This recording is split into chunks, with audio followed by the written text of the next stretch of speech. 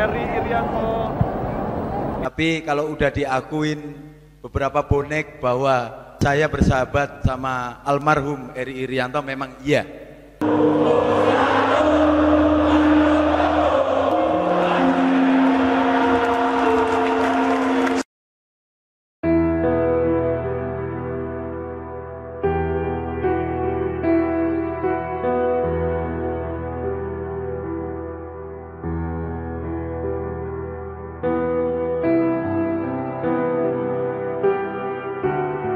Jika melihat beberapa kasus di lapangan, mungkin beberapa kalangan menganggap bahwa sepak bola adalah olahraga yang berbahaya.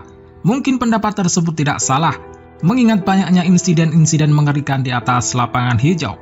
Dunia sepak bola memang tak hanya tentang kemenangan dan kekalahan di lapangan hijau, namun juga mencakup beragam insiden yang menerpa pemainnya. Sepak bola adalah pesta, perayaan permainan, dan sorak gembira. Namun sepak bola juga adalah pertarungan, keringat tumpah, darah mengucur, cedera menghantui, bahkan kematian tak jarang mengintai.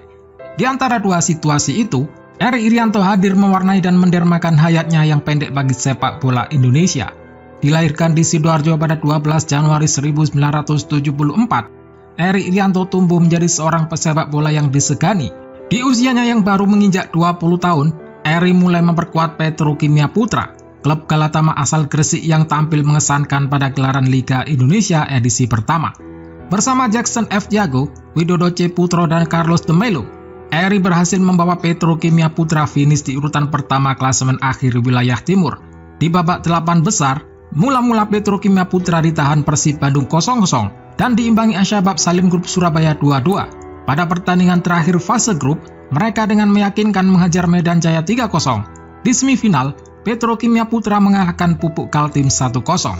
Eri Irianto dan para pemain Petrokimia Putra lainnya hanya kurang beruntung ketika mereka dikandaskan Persib Bandung di final dengan skor 0-1.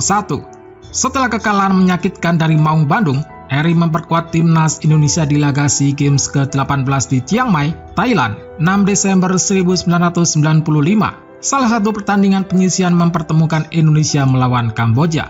Bermain sebagai penjaga lapangan tengah, Eri tampil baik dengan mengobrak-abrik pertahanan Kamboja.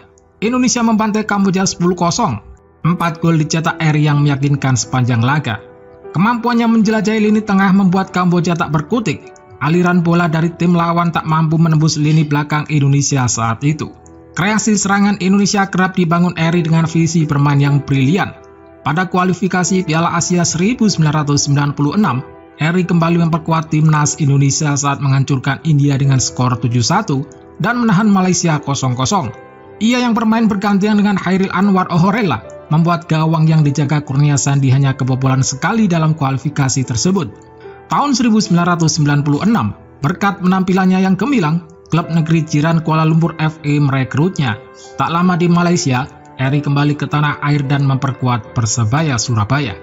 Musim kompetisi 1998-1999, Eri berhasil membawa Bajul Ijo sampai partai final.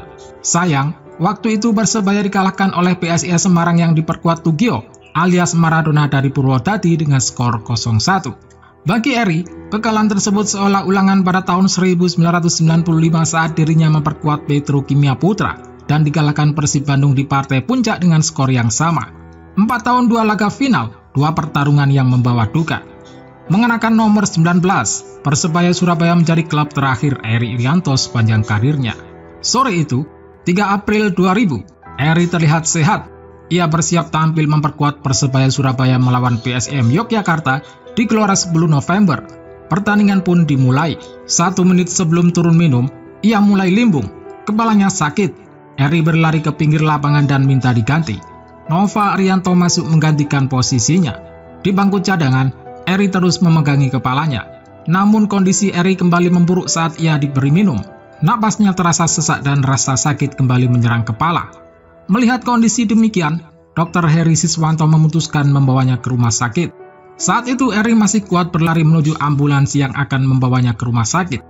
Ditemani sang istri yang baru dinikahinya selama 2 minggu, yang nonton dia bertanding. Eri dibawa ke IRD RSUD Dr. Sutomo. Di rumah sakit, Eri menjalani ronsen, CT scan, dan pemeriksaan lainnya. Dokter yang menanganinya menyatakan kondisi Eri normal. Meski suhu tubuhnya normal, tapi Eri merasakan tubuhnya kepanasan. Kondisi seperti itu membuat dokter rumah sakit memutuskan membawa Eri ke ruangan observasi intensif.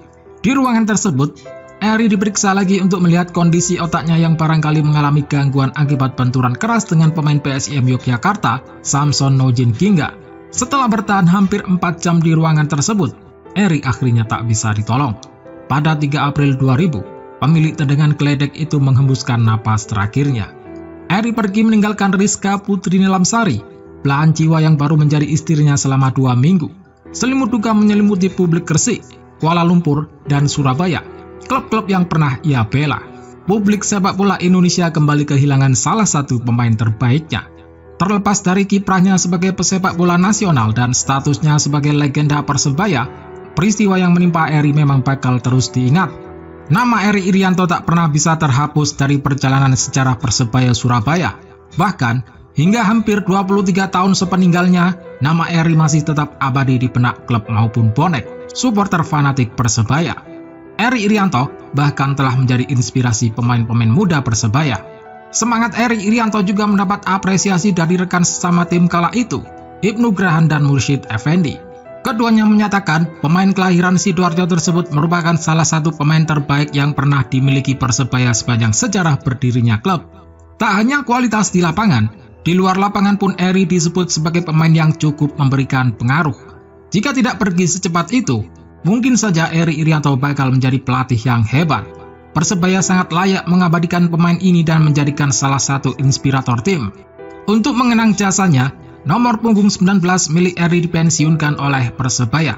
Namanya juga disematkan pada Wisma Persebaya menjadi Wisma Eri Irianto yang beralamat di Jalan Karanggayam 1, Surabaya. Setahun sebelum Eri meninggal, Bejo Sugiantoro, salah satu legenda Persebaya, memberi nama anaknya Rahmat Irianto yang biasa dipanggil Rian. Nama belakang anaknya diambil dari nama ibu mertua dan bapak mertuanya. Bejo menambahkan bahwa Irianto juga bisa diartikan sebagai kedekatan dirinya dengan Eri Irianto yang memang bersahabat. Sepeninggal Eri nggak ada yang bisa menggantikan peran Eri, jadi belum ada yang sebanding dengan Eri Irianto gitu. Ya, sepak bola memang romantis, meskipun kadang kisahnya tak berakhir dengan manis. Namun, sepak bola selalu memiliki cara untuk membuat kisah tragis menjadi lebih dramatis. Selamat jalan, Eri Irianto.